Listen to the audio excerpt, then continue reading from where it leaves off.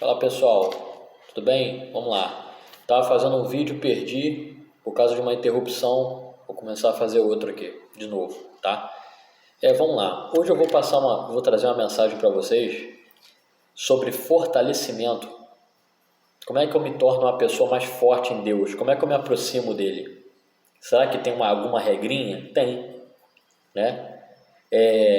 E o que eu vou falar hoje serve tanto para você que está começando, porque quando você está começando, você quer se tornar uma pessoa mais espiritual, tem aquela sede, né, de você melhorar. Então eu vou trazer isso para vocês. Mas para você que já está um tempo também na fé, né, porque você vai, tanto você sendo novo quanto você que já tem um certo tempo na fé, você vai passar por certas coisas, por certas situações, por pecados que você vai cometer, né?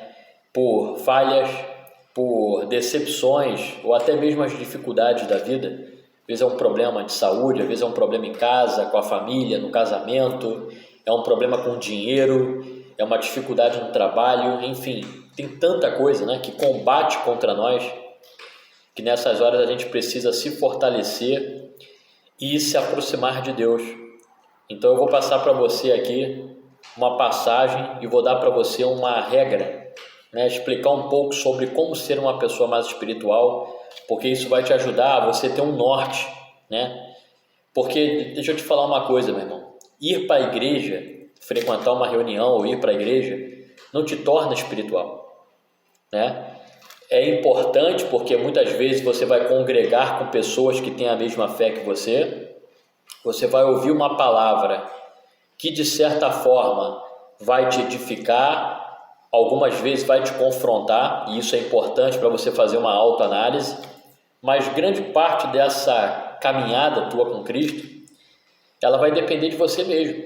Você mesmo é que tem que trilhar ela, né? Porque Deus, ele respeita a igreja, mas ele também ama a individualidade do homem para com Deus. Só para vocês terem uma ideia, né?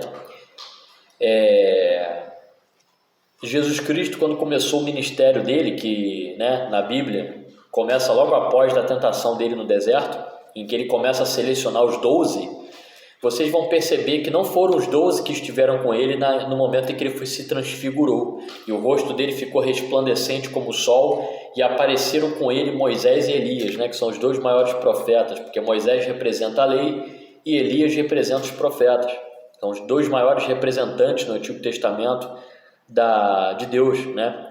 Então, eles apareceram junto com Jesus quando Jesus se iluminou, né? Se transfigurou. E o mais interessante é que ele, nesse monte que ele estava, só estava Pedro, Tiago e João. Ok? Não estavam os outros, né? Não estavam, eram só esses três. A gente aprende nisso que você só vai ter grandes experiências com Deus, você só vai avançar nas tuas experiências com Deus à medida que você se torna mais íntimo de Deus. Então tem uma regrinha que você pode seguir para você se aproximar de Deus. Tem um passo a passo que vai te tornar uma pessoa que vai experimentar coisas melhores, não vai viver naquela mesmice, né? Naquela superficialidade, né? Isso é muito perigoso, ok? Porque quem fica muito no superficial, quando a tentação vem, quando o problema vem, você balança, porque as tuas raízes elas não têm profundidade.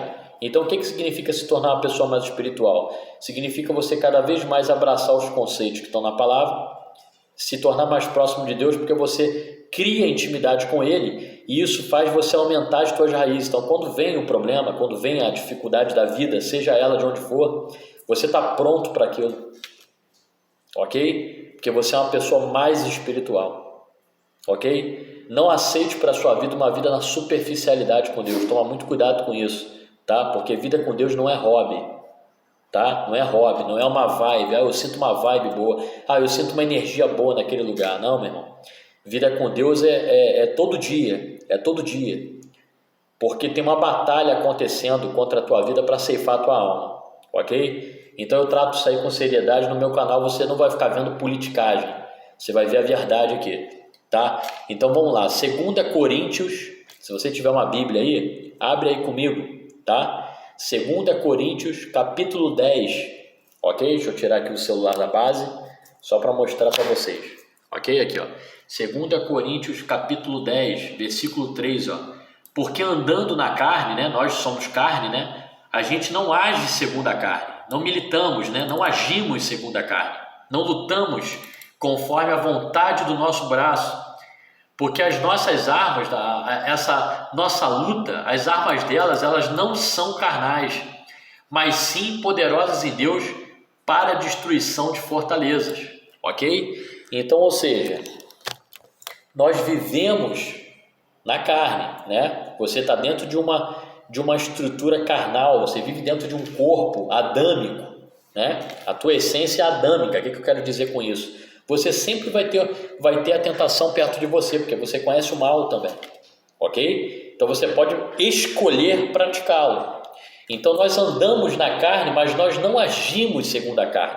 O que Paulo está ensinando com isso? Nem tudo na tua vida, meu irmão, a tua luta, ela vai ser baseada na força do teu braço, né? Eu vou dar um exemplo. Tem coisas que não tem para onde correr, você tem que agir. Senhor, eu quero um emprego, mas tu não procura um trabalho, tu não manda currículo para ninguém, né? É muito mais difícil você alcançar um emprego. Então tem coisa que a gente tem que fazer, mas a nossa milícia, né? As armas que realmente nós precisamos, que tem que estar na prioridade da vida do cristão, para ele se espiritualizar, se aproximar de Deus, se aprofundar em Deus e até mesmo melhorar como pessoa, porque quanto mais você estuda a palavra e se aproxima de Deus, mais ele te transforma. É uma via de mão dupla. Você se aproxima de Deus, ele se aproxima de você através da palavra, porque Deus fala através da palavra também, ele fala no teu espírito, ele ministra no teu espírito, mas ele fala através da palavra, então você é confrontado e é transformado. Então, as nossas armas, que o apóstolo Paulo está dizendo é o seguinte: nem tudo você tem que olhar com os olhos naturais. Muitas vezes a saída daquilo que você está passando, né, essa luta que você tem que enfrentar, a maneira como você vai agir, não é necessariamente, às vezes, só usando métodos humanos. Não é só pela tua força, pelo teu empenho humano, mas muitas vezes usando armas sobrenaturais, espirituais que Deus te deu, não só para vencer as coisas da vida, mas também para você se tornar uma pessoa melhor. Então eu vou te passar aqui um resumo, tá, pessoal? De 3 coisas que você precisa para você se aprofundar em Deus, para você melhorar como pessoa e isso te tornar mais forte, capacitado para enfrentar os problemas do dia a dia. Porque você vai passar problema com pessoas no trabalho, com pessoas na família, com pessoas no teu dia a dia, com dificuldades no trabalho, com desafios do dia a dia, com pressões, com coisas que vão atacar o teu interior, inseguranças, necessidades que você precisa, necessidades até mesmo muitas vezes de um milagre, e moldar o seu caráter também àquilo que a palavra diz. Então, Rodrigo, que armas são essas que o apóstolo Paulo está dizendo? São 3 armas, dá para falar de cada uma 10 horas aí, mas eu vou fazer um resumo delas 3, que é para que você tenha um norte, você que está começando a tua vida com Deus, ou você que já tem uma caminhada, mas que precisa dar ajustar um parafuso, dar uma marteladinha de novo num prego que estava saindo, ajustar um parafuso que você está precisando, ok? Então vamos lá. A primeira, pessoal, é a leitura da palavra. Eu estava até falando isso com uma amiga ontem. Quando você estuda a palavra, você entende quem é Deus. E Deus, ele fala contigo. Por quê? Porque a Bíblia, ela é viva. Uma vez eu ouvi de uma pessoa falar assim: a Bíblia é o único livro que quando você lê, o autor está presente contigo, porque é Deus, é o Espírito Santo. Então, muita coisa que está na Bíblia, os livros dos profetas, os evangelhos, as cartas de Paulo, porque tem muita coisa ali que é histórica, poética. Estou dizendo das coisas proféticas, dos evangelhos, muita coisa ali, até mesmo os livros que não foram divinamente inspirados, crônicas, tem muitos ensinamentos, valores de Deus ali, ok? Então, quando você lê a palavra, você conhece a Deus. Quem é esse Deus que eu estou servindo? O que ele fez no Antigo Testamento e que eu posso atrair para a minha vida como exemplo, como valores, princípios que podem ser bons para mim, né? E no Novo Testamento, o que Jesus disse que eu tenho que fazer? O que eu tenho que adotar para a minha vida? Então, quando você lê a palavra, você se torna uma pessoa mais madura na fé. É a mesma coisa que você pegar, por exemplo, e ler o livro de Provérbios e Eclesiastes todinho, que é muito ali da sabedoria de Salomão, quando ele já estava velho, né? E ele escreveu muito da sabedoria dele ali. E eu costumo dizer que quando você lê esses dois livros, você envelhece. Mas não é no mau sentido, é que você se torna uma pessoa mais madura, você amadurece. Por quê? Porque quando você ouve o mais velho, você amadurece, meu irmão. Agora imagina ouvir Salomão, ok? Então, a palavra, ela te amadurece como cristão, porque você vê exemplos de pessoas que acertaram, você vê exemplos de pessoas que erraram, e você vê a procedência de Deus em todas essas situações. Então você vê a ótica de Deus, né? Tem gente que fala, Adão e Eva foram dois desgraçados porque, tudo começou por causa deles. Ok, pessoal, mas você sabia que assim que Adão e Eva pecaram, né? Que fizeram aquela burrada lá, a primeira coisa que Deus fez foi preparar com vegetação uma vestimenta para cobrir a nudez deles. Deus era para ter ficado com muita raiva, né? Mas olha o que Deus fez. Foi lá e protegeu eles. Por quê? Porque já havia um plano de salvação milênios depois, que foi Jesus Cristo. Deus já sabia de tudo. Ele é o condutor e o orquestrador, o mestre de toda a história humana. Foi Ele que criou tudo, meu Deus. Então, quando você lê a palavra, você se aproxima de Deus, você amadurece. Tem uma passagem na Bíblia que Paulo diz assim, porque a fé, ela vem pelo ouvir, e o ouvir pela pregação da palavra. Então, quando você ouve uma palavra, né, em que você vê que o que está sendo dito está escrito, e você também estuda a palavra, aquilo aumenta a tua fé, aquilo te fortalece, amadurece você como cristão. Um cristão que não lê a palavra é como uma pessoa que comprou um celular que ele tem um monte de requisitos ali, um monte de aplicativos que já vem instalado nele, mas a pessoa não sabe usar, sabe por quê? Porque ela não leu o manual. O manual do cristão é a Bíblia. Se você não lê, você até pode ser salvo, porque você creu em Jesus Cristo, mas você não vai experimentar as profundidades de Deus. Amém? Então, essa é a primeira forma de você se aproximar de Deus, a leitura da palavra, ok? Então a segunda é a oração, né? Tem muito cristão que não sabe orar. Como é que você é um cristão e você não sabe orar? Os apóstolos pediram para Jesus ensinar a orar, e Jesus ensinou a oração do Pai Nosso, mas ele não está dizendo que tinha que ser daquela maneira mecânica, porque Deus, Cristo, ele não é um Deus mecânico, né? Ele quer ouvir o teu coração. Então, quando você ora, você tem que entrar no teu quarto ou no lugar que você se sente à vontade. E o que a Bíblia diz? Ora teu Pai em secreto, que o teu Pai que te vê em secreto orando, te recompensará publicamente. Como é que você pode ser íntimo de um Deus que você não conhece, que você não conversa com Ele? Né? Se você não conhece uma pessoa, como é que alguém vai chegar para você e vai falar, você conhece o Joãozinho lá? Não, por quê? Porque você não conversa com ele. Agora, pega um amigo teu de infância e uma pessoa vem e fala, tu conhece o Joãozinho, que é teu amigo de infância? Você vai dizer, conheço muito ele é um grande amigo meu. Mas por que ele é um grande amigo seu? Porque você há anos o quê?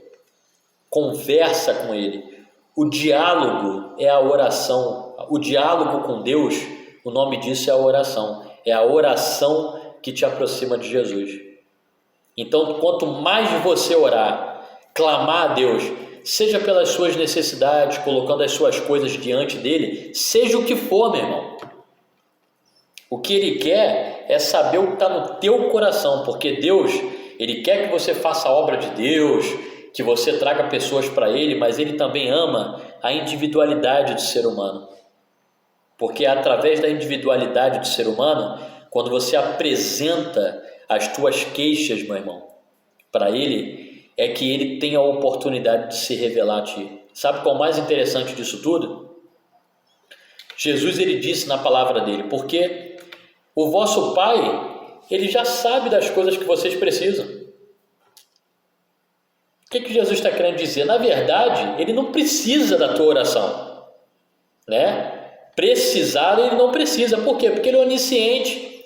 Ele já sabe de tudo que você precisa, porque ele tem um poder de sondar o teu coração e os teus pensamentos. Só Deus tem esse poder, ok? O diabo não tem esse poder. Ele precisa que você fale para ele entender o que está acontecendo dentro de você. É por isso que você não pode murmurar, porque quando você murmura, Satanás e seus anjos sabem o que está saindo da sua boca e faz uma leitura daquilo que você fala, do que está acontecendo dentro de você. Ele não tem o poder para sondar os teus pensamentos, o teu coração. Quem tem é somente Deus. Então, na verdade, ele já sabe do que você precisa. Mas por que Jesus disse que você tem que orar? Porque, ora, meu Deus, o que Jesus está dizendo na palavra é que ele quer exatamente que você, através do nome dele, se torne amigo de Deus. É o maior presente de Deus. Pô, será que vocês não entenderam ainda? Quando passava o dia lá no Jardim do Éden, Deus vinha pessoalmente conversar com Adão e Eva. Era uma criação dele. Era o maior prazer dele, só que ele é santo. Depois que eles caíram, ele não pode mais fazer isso, porque ele é santo. A presença dele seria o suficiente para a nossa existência ser consumida pelo fogo, porque ele é santo. Então, como é que ele restaurou isso na nossa vida, né? Aquilo que foi perdido lá no Éden. Ele restaurou através do Espírito Santo, mas para o Espírito Santo vir, foi necessário Jesus Cristo ter sido entregue numa cruz. Porque o próprio Jesus disse: se eu não for, o Consolador não virá. Aqui não tem papelzinho não, meu irmão, é tudo na hora aqui, meu irmão. Então, se eu não for, disse Jesus, o Consolador não virá. E quem é o Consolador? É o Espírito Santo, que transfere a tua oração ao trono de Deus, ok? Então, se você não se aproxima de Deus em oração, como é que você vai saber quem é esse Deus? Como é que você vai experimentar milagres na tua individualidade cristã, na tua caminhada de vida com Deus, se você não se coloca diante dele? Você tem que ter o costume de orar. Por isso que o apóstolo Paulo disse: orai sem cessar. Ok? Deus tem prazer em ouvir o que sai da sua boca. Esse é o maior prazer que ele tem, porque foi para isso que ele entregou o filho dele. Não foi só para te evitar do fogo no inferno. Isso é uma consequência. O principal prêmio que nós ganhamos, e que Deus ganhou também quando ele entregou o filho dele, é que através do filho dele, você pode se tornar agora amigo de Deus. E com isso você pode conseguir qualquer coisa, inclusive mover um monte de um lugar e jogar no outro. O que Jesus está dizendo com isso? Você precisa fazer isso? Tirar uma montanha e jogar no outro lugar? Não, mas o que ele está dizendo com isso? Se vocês se tornarem íntimos de mim, vocês pedirão qualquer coisa e eu farei. Sem oração não existe intimidade com Deus. Ok, pessoal? E para encerrar, a terceira arma, que para mim é uma das mais poderosas, eu que já tive grandes experiências com isso, né? Quero me ater aqui a 20 e poucos minutinhos para não ficar um vídeo pesado. O jejum, pessoal. Você tem que ter uma frequência de uma vez por semana, né? A cada tantos e tantos dias, você separar um dia para você jejuar, né? No caso, quando eu jejuo, eu só bebo água, né? E vou comer só lá para as 8, 9 horas da noite. Durante esse dia, eu passo orando, lendo a palavra, orando muito a Deus. Né? Às vezes eu faço 3 dias seguidos isso. Só como às 7 horas da noite, só como às 8 horas da noite. Eu como 8 horas da noite, só vou comer às 20 horas do dia seguinte, às 8 horas da noite do dia seguinte.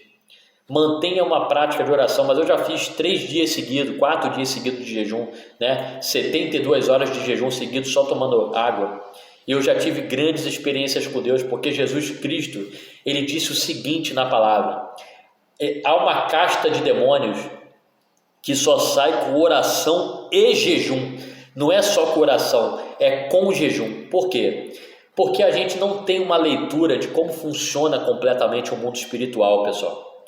O profeta Daniel jejuou durante 21 dias para entender aquela visão que ele teve. E somente no 21º dia, Gabriel apareceu para ele e revelou para ele a visão que ele precisava. Né? Porque Gabriel disse o seguinte: desde o primeiro dia eu vim ao teu encontro para te revelar, mas quando eu estava vindo, o príncipe da Pérsia, ou seja, como Daniel tinha sido pego, sequestrado, né? de Israel e foi levado para a Babilônia, né? A Babilônia não, a Pérsia. Babilônia é o Iraque hoje, a Pérsia é o Irã, tá? Ele foi enviado para a Pérsia, né? Por Nabucodonosor e tal.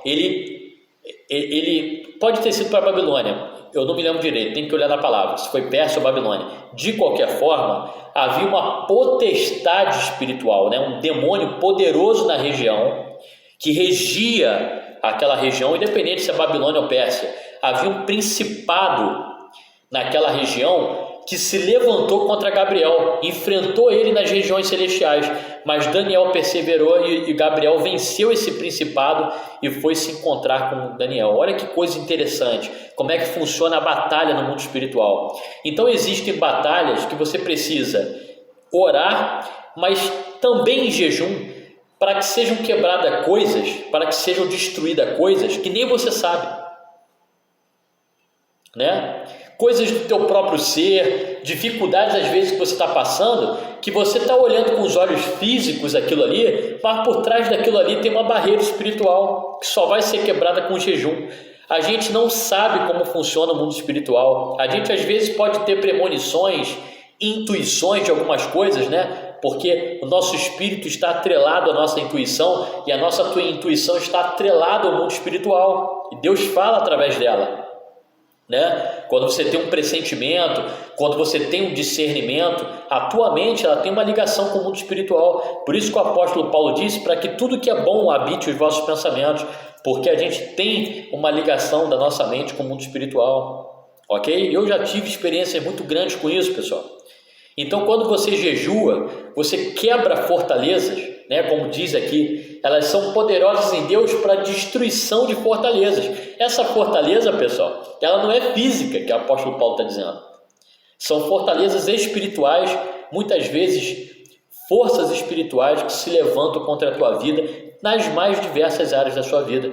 E você precisa, além da oração, você precisa do jejum para que essas fortalezas sejam derrubadas. Eu vou falar um negócio para vocês. Quanto mais você jejuar, mais grandes experiências e milagres você vai ter com Deus. O jejum também move o mundo espiritual. Se você fizer essas 3 coisas que eu te falei nesse vídeo, você vai ser um cristão que não vai viver na superficialidade com Deus. Você vai ser um cristão de profundidade. Deus, Ele quer pessoas íntimas dEle. Ele quer amigos que sabem quem é Ele, como Ele sabe quem é você. E isso só vai acontecer, você só vai sair da superficialidade, que é um ambiente perigoso, quando você adotar essas 3 regrinhas que eu acabei de falar nesse vídeo. Beleza, pessoal? Espero que essa mensagem, tem que terminar logo o vídeo, espero que essa mensagem tenha sido abençoada, tá? Espero que essa mensagem possa ter edificado a sua vida e que você, a partir de hoje, possa se aproximar mais de Deus, criar uma disciplina, um tempo novo na tua vida, para você adotar essas regrinhas e você se tornar uma pessoa mais próxima de Deus, mais íntima dele. Que Deus te abençoe, que Deus te dê discernimento, que Deus ilumine os teus pensamentos, que Deus abençoe a tua casa, a tua família. Beleza, pessoal? Espero que você tenha gostado. Deixe teus comentários aí e a gente vai trocando uma ideia. Um abraço, até o nosso próximo vídeo.